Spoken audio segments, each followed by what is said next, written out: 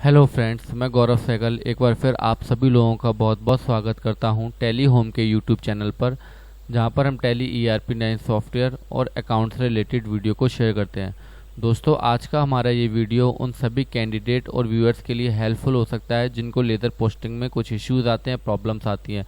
Because आज के इस वीडियो में हम सिंपलीस्ट वे ऑफ लेज़र पोस्टिंग सीखेंगे, लेज़र पोस्टिंग करने का सबसे आसान तरीका सीखेंगे। और आज का वीडियो देखने के बाद व्यूअर्स और कैंडिडेट ये कह सकते हैं कि वाओ, लेज़र बनाना इतना आसान है। दोस्तों, वीडियो को आगे कंटिन्यू करने से पहले मैं आपको बताना चाहता हूं कि आज का वीडियो हमारे कोर्स प्रोफेशन इन अकाउंट का 5th वीडियो है, जिसमें हम लेज़र पोस्टिंग करना सीखेंगे। इससे पहले की वीडियो में हमने what is transaction and what is journal entry, इन सभी चीज़ों को सीखा था कि जर्नल एंट्री कैसे पास की जाती है, ट्रांजैक्शन क्या होते हैं। दोस्तों, मैं आपको एक चीज़ और शेयर करना चाहता हूँ कि अकाउंटिंग में सबसे पहले हमें नेचर ऑफ ट्रांजैक्शन समझना आना चाहिए।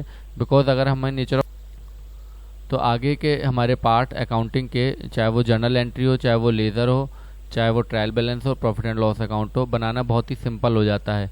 नेचर ऑफ ट्रांजैक्शन क्या होता है कि हमें ये पता होना चाहिए कि जो भी हमने ट्रांजैक्शन किया है वो हमारी फर्म या हमारे बिजनेस के लिए एक्सपेंस है, इनकम है, असेट्स है, लाइबिलिटीज़ है, परचेज है या सेल है। इन 6 चीज़ों को अगर हमें नहीं पता होगा तो हमारे लिए अकाउंटिंग करना थोड़ा सा टफ टास्क हो जाएगा। तो मेरी आपसे ये रिक्वेस्ट है कि आगे के चैप्टर को पढ़ने से पहले आप व्हाट इज़ ट्रांजैक्शन वाले वीडियो को ज़रूर देखें, जिसमें कि हमें ये पता लगे कि नेचर ऑफ ट्रांजैक्शन क्या है। कोई भी जो हमने ट्रांजैक्शन किया है बिजनेस से रिलेटेड, उसका बिजनेस में क्या इम्पैक्ट पड़ेगा, वो इनकम है, एक्सपेंस है या वॉट एवर क्या है वो। अगर हमें इस चीज़ का ज्ञान नहीं होगा, इस चीज़ की नॉलेज नहीं होगी नेचर ऑफ ट्रांजैक्शन के बारे में, तो कभी भी हम अकाउंटिंग को सही रूप में नहीं कर सकते। तो रिक्वेस्ट आपसे यही है कि आप ट्रांजैक्शन को पहले समझना ज़रूरी है आप लोगों के लिए, और ट्रांजैक्शन को समझने के बाद आपके लिए आगे के पार्ट सीखना बहुत ही आसान और सिंपल टास्क हो जाएगा। चलिए फ्रेंड्स, वीडियो को आगे कंटिन्यू करते हैं और सीखते हैं कि लेज़र क्या होता है, लेज़र क्यों बनाए जाते हैं और लेज़र में पोस्टिंग करने का तरीका क्या है। तो दोस्तों, लेज़र क्या है? लेज़र क्या है? Principal book of account. Journal entry क्या थी? इनिशियल बुक ऑफ अकाउंट, मतलब प्रारंभिक किताब थी। जर्नल एंट्री क्या थी? प्रारंभिक किताब थी। प्रारंभिक किताब क्यों थी? क्योंकि ट्रांजैक्शनों को सबसे पहले जर्नल में लिखा जाता है, इसलिए उसको इनिशियल प्रारंभिक बुक कहा जाता है। लेजर क्या है? उसके बाद का पार्ट है प्रिंसिपल बुक ऑफ अकाउंट है। प्रिंसिपल क्यों है? बिकॉज ये मुख्य बुक है। लेजर के बिहाफ भी हम आगे की अकाउंटिंग को करते हैं, जैसे कि ट्रायल बैलेंस, P&L और बैलेंस शीट। इन चीज़ों को हम लेज़र के बिहाफ पे बनाते हैं, इसलिए लेज़र को प्रिंसिपल बुक ऑफ अकाउंट कहा जाता है। लेज़र को और बेटर समझने के लिए, a ledger is actual account head to identify your transaction. Ledger क्या है? आपके द्वारा किए गए ट्रांजेक्शनों को पहचानने का एक एक्चुअल वास्तविक खाता। मीन्स कि आपने जो भी ट्रांजेक्शन किया है उसका बिजनेस में क्या इम्पैक्ट पड़ेगा। वो सेल का ट्रांजेक्शन है, वो परचेज का ट्रांजेक्शन है, वो एक्सपेंस का ट्रांजेक्शन है या वो इनकम का ट्रांजेक्शन है। तो इन ट्रांजेक्शनों को समझने के लिए हम क्या करते हैं? लेज़र। लेज़र क्या है? पर्टिकुलर अकाउंट के अलग अलग हेड को बनाना। जैसे कि अगर एक बिजनेस के अंदर एक महीने या एक ड्यूरिंग द ईयर एक ही सप्लायर या एक ही बायर से बहुत सारे ट्रांजेक्शन होते हैं, और उन ट्रांजेक्शनों को हम जर्नल एंट्री के बिहाफ पे पता नहीं लगा सकते कि हमने पर्टिकुलर पर्सन से या पर्टिकुलर हेड में कितना एक्सपेंस या कितनी इनकम की है। तो इन सब चीज़ों की नॉलेज लेने के लिए, इन सब चीज़ों की डिटेलिंग को जानने के लिए लेज़र बनाए जाते हैं। लेज़र बनाने के बाद हमें ये चीज़ समझ में आती है कि during the period, during the time हमने कितना माल खरीदा, कितना माल बेचा, किस अकाउंट में किस पर्सन से हमने, किस सप्लायर से हमने कितना खरीदा, किस सप्लायर या बायर को हमने कितना माल बेचा या खरीदा। ये सब चीज़ें हमें किससे पता चलती है? लेजर से। जर्नल एंट्री के बिहाफ पे हम इन चीज़ों को पता नहीं लगा सकते। जर्नल एंट्री क्या होती है? ट्रांजैक्शन को लिखने का तरीका होता है। और लेज़र क्या होता है? लिखे गए जर्नल एंट्री को, हर एक अकाउंट को अलग अलग उसका हेड बनाना। सेकेंड नंबर पे, posting the laser is the classifying face of accounting. Laser posting क्या है? क्लासीफाइंग। क्लासीफाइंग मीन्स वर्गीकरण। वर्गीकरण अकाउंटिंग। तो लेज़र पोस्टिंग क्या हुआ? जर्नल एंट्री को वर्गीकरण करना। वर्गीकरण फेस है, वर्गीकरण का पार्ट है अकाउंटिंग का लेज़र। लेज़र के द्वारा हम अकाउंटिंग को, खातों को अलग अलग क्लासीफाइंग करते हैं, वर्गीकरण करते हैं, जिससे कि हमें पता लगता है कि हमने पर्टिकुलर बायर या सप्लायर से कितना माल परचेज या सेल किया, पर्टिकुलर हेड में हमने कितने एक्सपेंस या इनकम की है, तो इन सब चीज़ों को पता लगाने के लिए हम लेज़र बनाते हैं। लेज़र के एग्जाम्पल क्या है? सेल का लेज़र, परचेज का लेज़र, सैलरी का लेज़र, रेंट का लेज़र, कमीशन का लेज़र, कैपिटल अकाउंट का लेज़र, एक्सेट्रा एक्सेट्रा। इसके द्वारा हमें पता लगता है कि ड्यूरिंग द ईयर हमने कितना माल खरीदा, कितना माल बेचा, कितनी इनकम की, कितने एक्सपेंस किए और पर्टिकुलर हेड में क्या क्या ट्रांजैक्शन हमारे रहे। लेज़र को देखने के बाद हमें पता चल जाता है कि पर्टिकुलर हेड में हमने कितने ट्रांजैक्शन किए, किस किस तारीख को किए और उसका बिजनेस में क्या इम्पैक्ट पड़ा। दोस्तों ये लेज़र का प्रारूप है। इसके अंदर सबसे पहले डेट होती है, फिर particular, debit, credit, balance, CR और DR. Balance, CR, DR, credit और डेबिट बैलेंस। क्रेडिट और डेबिट बैलेंस की डिटेलिंग हम अपने पिछली वीडियो में कर चुके हैं कि क्रेडिट बैलेंस क्या होता है, डेबिट बैलेंस क्या होता है। वीडियो को आगे चलने से पहले मैं आपको एक चीज़ और बता दूं, जो हमने डिस्कस किया था गोल्डन रूल ऑफ अकाउंट, उसमें 8 रूल्स थे। अगर आप उन रूल को प्रॉपर तरीके से समझ लेते हैं तो आपको अकाउंटिंग के किसी भी पार्ट में प्रॉब्लम नहीं होगी, चाहे वो जर्नल एंट्री हो, चाहे वो लेजर हो, चाहे वो ट्रायल बैलेंस हो, बिकॉज उन 8 रूल्स के ऊपर ही पूरी अकाउंटिंग टिकी हुई है। रूल्स के बिहाफ पे ही हमें पता लगेगा कि पर्टिकुलर हेड का क्या बैलेंस होना चाहिए, क्रेडिट बैलेंस होना चाहिए, डेबिट बैलेंस होना चाहिए। क्रेडिट और डेबिट के रिगार्डिंग हम पिछले वीडियो में डिटेलिंग कर चुके हैं कि क्रेडिट बैलेंस का मतलब क्या होता है और डेबिट बैलेंस का मतलब क्या होता है और क्रेडिट और डेबिट क्या होते हैं। उसको और बेटर समझने के लिए आप पिछली वीडियोस को देख सकते हैं।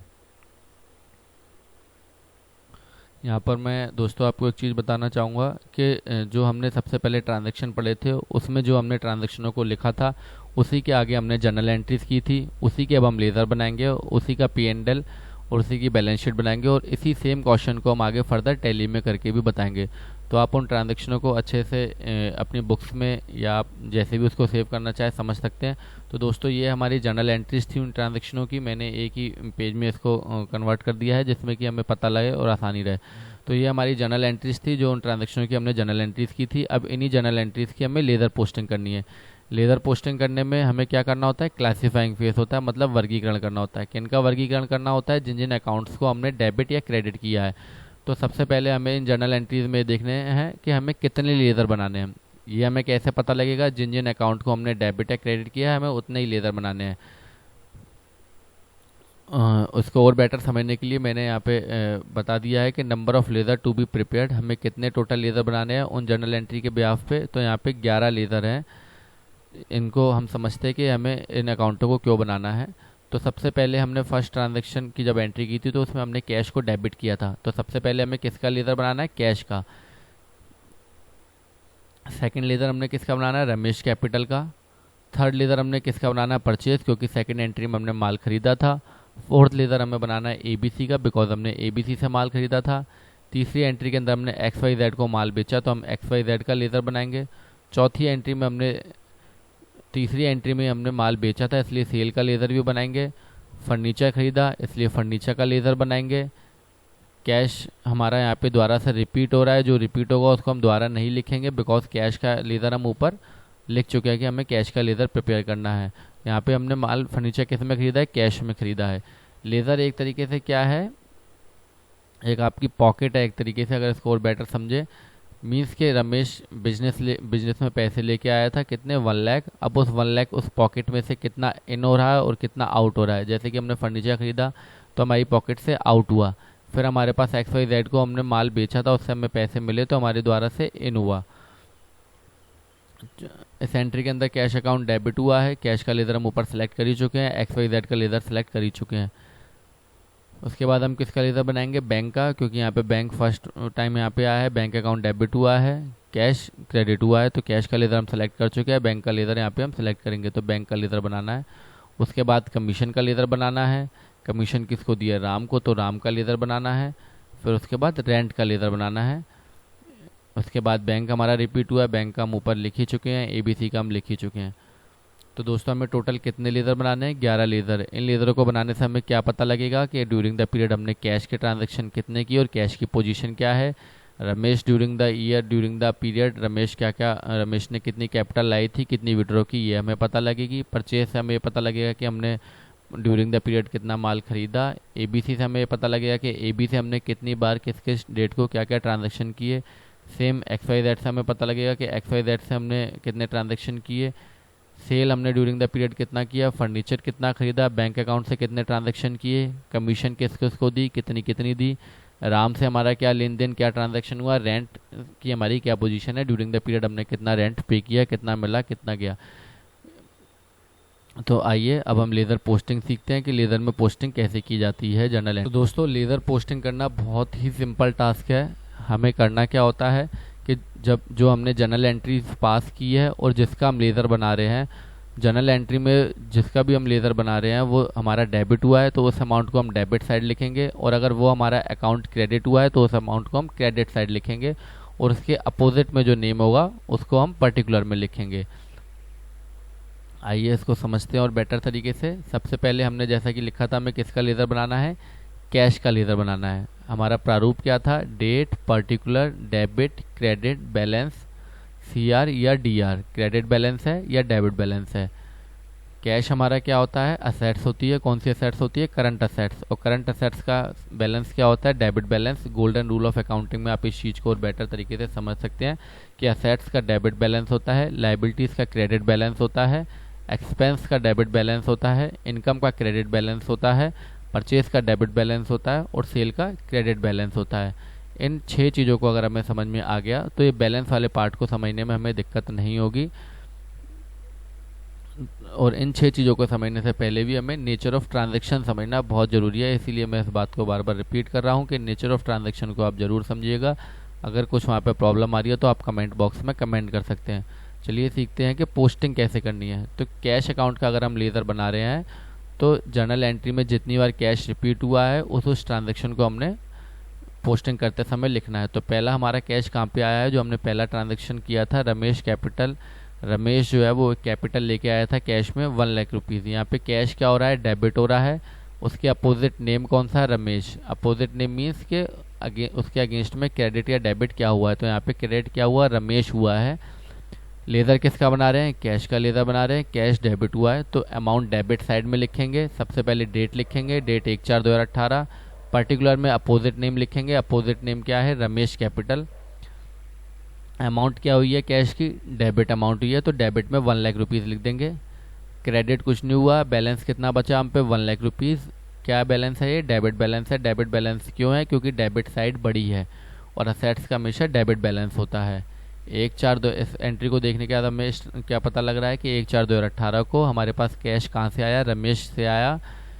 कितना आया, 1 लाख रुपीज़ आया। सेकंड नंबर पे कैश कहाँ रिपीट हुआ है, 4th एंट्री के अंदर 6/4/2018 को। क्यों हुआ है, क्योंकि हमने फर्नीचर खरीदा है। यहाँ पे कैश हमारा क्या हो रहा है, क्रेडिट हो रहा है। क्रेडिट कब होता है, जब कैश कम होता है। तो अमाउंट को किस में लिखेंगे, क्रेडिट साइड में लिखेंगे। डेट 6/4/2018। अपोजिट नेम क्या है, फर्नीचर। कैश क्रेडिट हुआ इसलिए अमाउंट क्रेडिट साइड लिखेंगे। अपोजिट नेम फर्नीचर है। क्रेडिट क्यों हुआ है, बिकॉज हमने फर्नीचर परचेज किया और जब भी हमारे पास से पैसा जाता है तो वो क्रेडिट होता है as per golden rule of accounting. 1 lakh रुपए में से 95,000 गए तो कितने बचे, 95,000।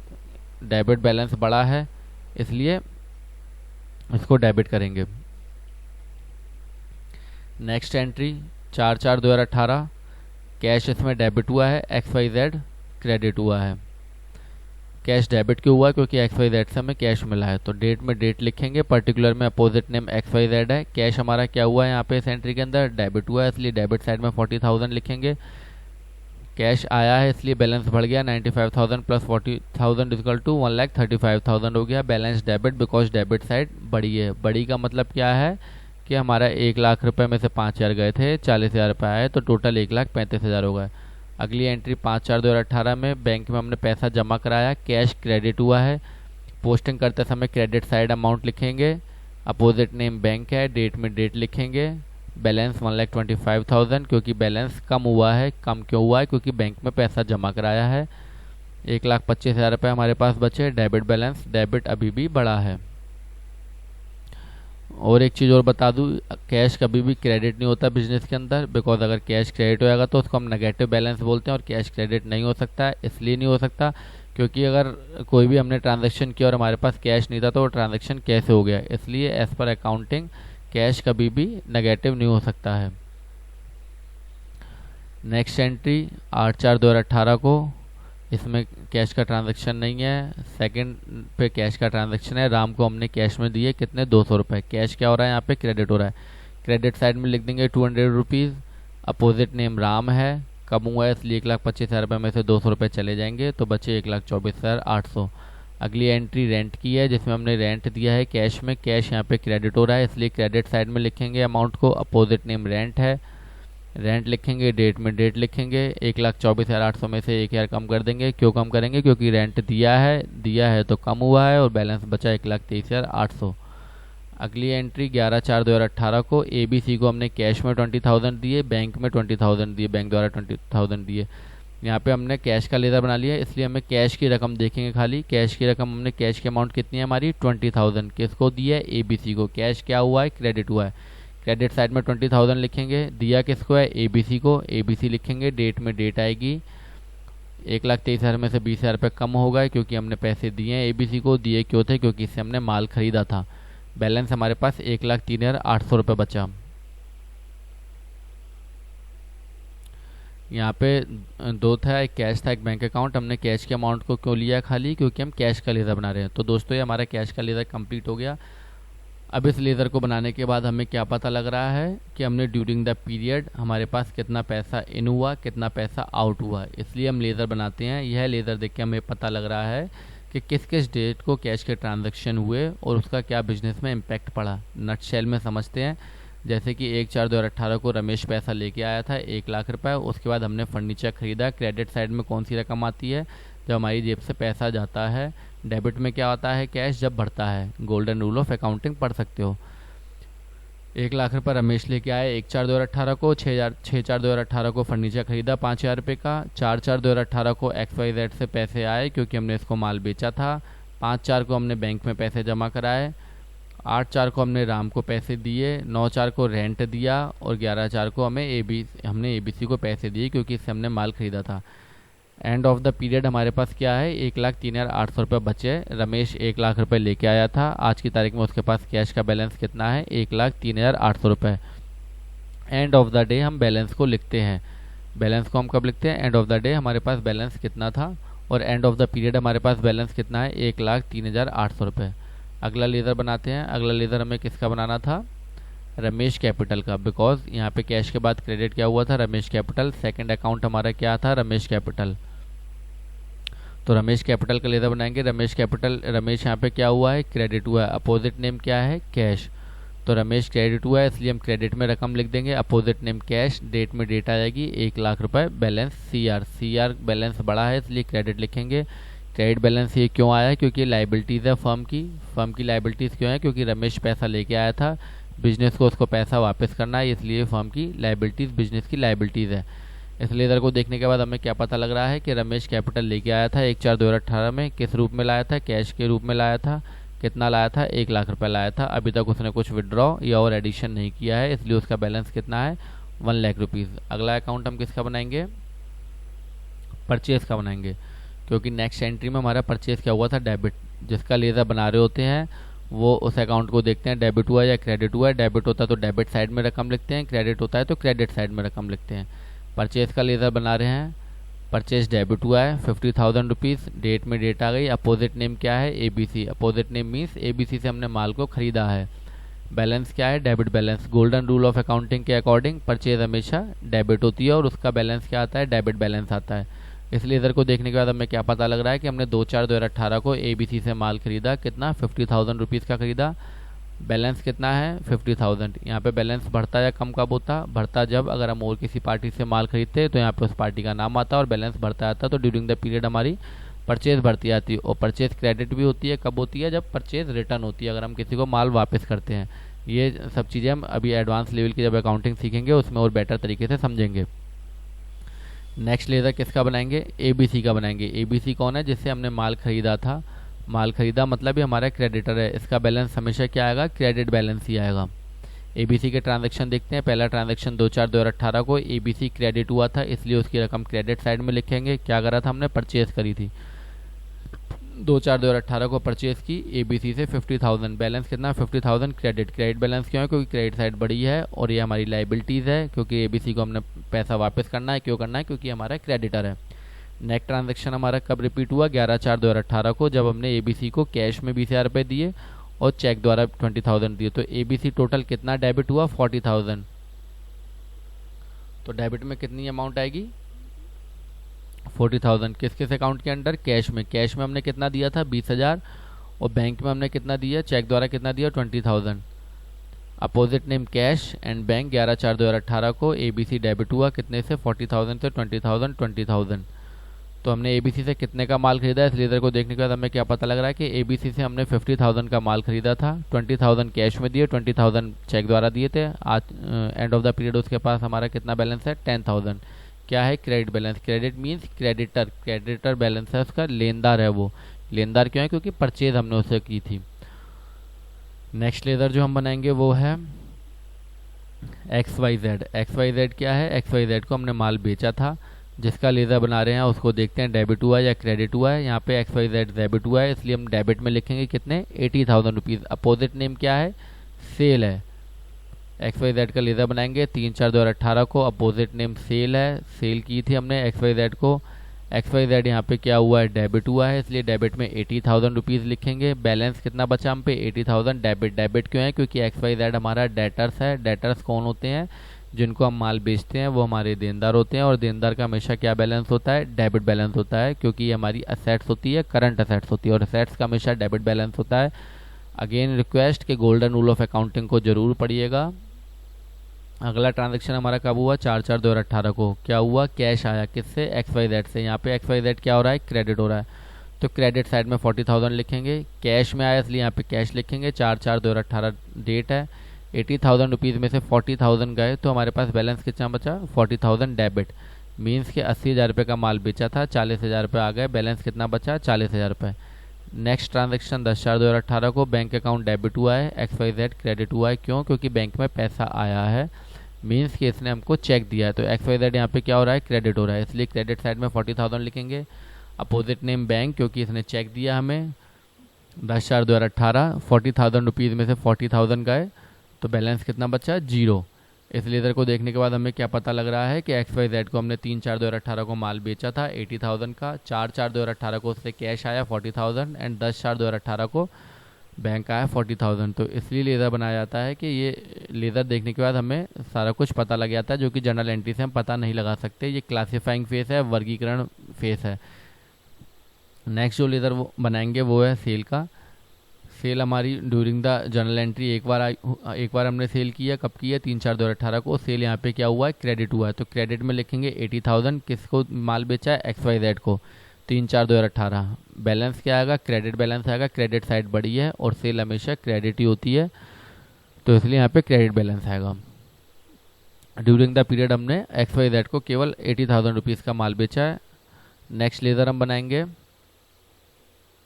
फर्नीचर का। यहाँ पे हमने क्या करा है? फर्नीचर खरीदा है कैश में 6/4/2018 को। फर्नीचर क्या हो रहा है? डेबिट। जिसका लेज़र बना रहे होते हैं उसको देखते हैं वो डेबिट हुआ है या क्रेडिट हुआ है, और जो कुछ होता है उसकी अमाउंट उसी साइड लिखी जाती है। तो यहाँ क्या हुआ? Furniture debit. डेबिट में लिखेंगे 5,000। अपोजिट नेम क्या है? कैश, क्योंकि हमने कैश में खरीदा है। डेट 6/4/2018।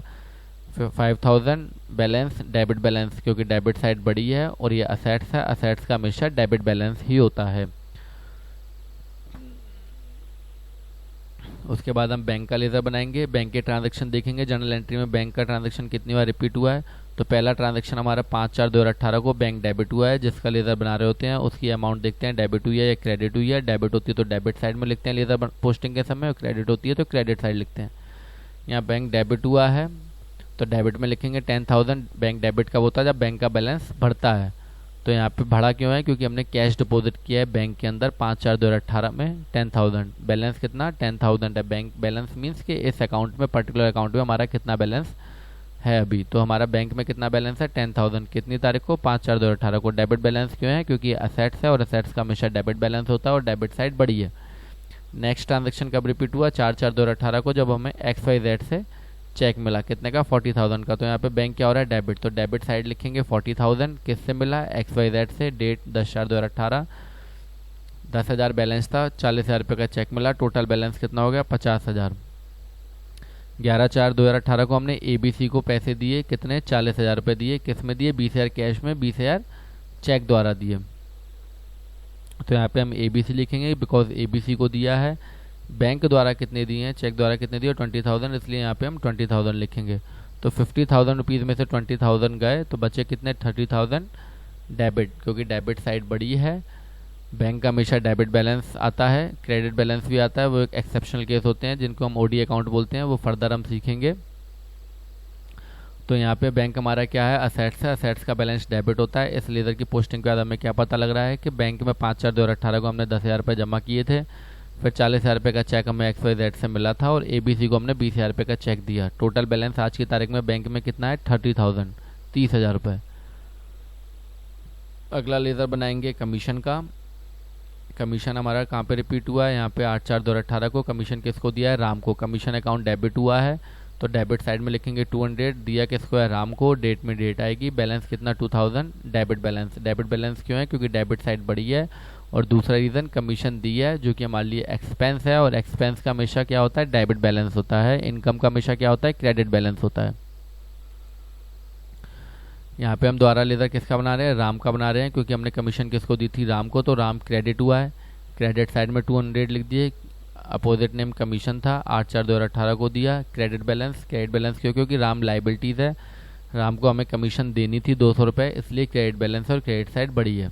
अगेन 8/4/2018 को हमने राम को कैश में 200 रुपये दे दिए, तो राम डेबिट हुआ था, इसलिए डेबिट साइड में 200 रुपये दिए, किस में थे, कैश में, इसलिए कैश आ जाएगा। डेट में डेट आएगी, बैलेंस कितना, 200 रुपये। इसलिए देखिए पोस्टिंग के बाद क्या पता लग रहा है कि राम को कमीशन दी 8/4/2018 में 200 रुपये, उसको कैश में हमने 200 रुपये वापस किए, तो उसका बैलेंस कितना बचा, 0। अगला लेज़र बनाएंगे रेंट का। रेंट यहाँ पे हमने दिया है, रेंट अकाउंट डेबिट हुआ है, इसलिए डेबिट साइड में 1000 रुपीज़ किस में दिया है, कैश में दिया है, इसलिए यहाँ पे कैश लिखेंगे। डेट में डेट आ जाएगी, 1000 रुपीज़ बैलेंस और डेबिट बैलेंस। डेबिट बैलेंस क्यों है, क्योंकि डेबिट साइड बड़ी है। और दूसरा रीज़न, रेंट हमने दिया है जो कि एक्सपेंस, और एक्सपेंस का बैलेंस क्या होता है, डेबिट बैलेंस। तो दोस्तों ये हमारी जर्नल एंट्रीज थी, इसकी हमने लेज़र पोस्टिंग करना सीखी। लेज़र पोस्टिंग करना मैं आपको एक बार और रिपीट कर देता हूँ, लेज़र क्यों बनाए जाते हैं और इसकी पोस्टिंग कैसे की जाती है। तो लेज़र इसलिए बनाए जाते हैं जिससे कि हमें पर्टिकुलर हेड में पता लगे कि ड्यूरिंग द पीरियड हमने कितने ट्रांजैक्शन किए हैं और उस अकाउंट में हमारा क्या क्या बैलेंस है। बनाया कैसे आता है, पोस्टिंग कैसे की जाती है लेज़र की, जर्नल एंट्री करते समय जो अकाउंट डेबिट या क्रेडिट हुआ है, पोस्टिंग करते समय भी उस अमाउंट को डेबिट या क्रेडिट साइड ही लिखा जाता है। उसके अपोजिट जो नेम होता है उसको लिखा जाता है। अपोजिट नेम की मतलब उस ट्रांजैक्शन करते समय हमारा दूसरा नाम क्या था, मतलब दूसरा क्रेडिट या डेबिट क्या हुआ था। और लेज़र पोस्टिंग करने के बाद हमें क्या पता लगता है, नटशेल में पता लगता है कि ड्यूरिंग द पीरियड हमने पर्टिकुलर हेड में क्या क्या ट्रांजैक्शन किए, किस किस तारीख को किए, किस किस के साथ किए, और उस तारीख में अब हमारा बैलेंस कितना है। और बेटर समझने के लिए बैलेंस के बारे में, क्योंकि बैलेंस के लेके ही कन्फ्यूज़न रहता है कि क्रेडिट बैलेंस लिखे कि डेबिट बैलेंस लिखे, तो उसके लिए आप गोल्डन रूल्स ऑफ अकाउंटिंग को रेफ़र कर सकते हैं, जिसमें हमने बताया था कि एक्सपेंस डेबिट होते हैं, इनकम क्रेडिट होती है, असेट्स डेबिट होता है, लाइबिलिटीज़ क्रेडिट होती है, परचेज डेबिट होता है और सेल्स क्रेडिट होती है। ये 6 रूल हैं। 6 रूल को अगर आप समझ लेते हैं, याद करने की कोई ज़रूरत नहीं है, समझने की ज़रूरत है। और अगर एक बार आप समझ जाते हैं तो अकाउंटिंग का कोई भी पार्ट समझने में आपको दिक्कत नहीं होगी, बिकॉज छोटे लेवल से अकाउंटिंग से लेकर और बड़े लेवल तक की अकाउंटिंग में यही 6 रूल अप्लाई होते हैं। इसी के बिहाफ पे एडवांस लेवल की जर्नल एंट्रीज़ की जाती हैं और इसी के बिहाफ पे सिंपल जर्नल एंट्रीज़ की जाती हैं। तो इन रूल्स को समझना आपके लिए बहुत ज़रूरी है। और फिर भी अगर आपको किसी तरीके की कोई प्रॉब्लम या कोई इशू होता है तो कमेंट बॉक्स में ज़रूर लिखें। तो दोस्तों आज का वीडियो अगर आपको अच्छा लगता है तो लाइक एंड शेयर ज़रूर करें, सब्सक्राइब करें और नोटिफिकेशन के आइकन पर क्लिक करें, जिससे कि आपको समय समय पर वीडियोस के अपडेट मिलते रहें। आगे दोस्तों हम सीखेंगे ट्रायल बैलेंस बनाना और उसके बाद फाइनल अकाउंट, और उसके बाद हम इसी क्वेश्चन को टैली में करेंगे। और फर्दर मैं आपके लिए बहुत अच्छी वीडियोस लाने वाला हूं जो कि आपको डे टू डे अकाउंटिंग में हेल्प कर सकती हैं। तो आप चैनल को देखते रहें और सब्सक्राइब करते रहें। वीडियो देखने के लिए आप सभी लोगों का बहुत बहुत धन्यवाद। Thank you very much.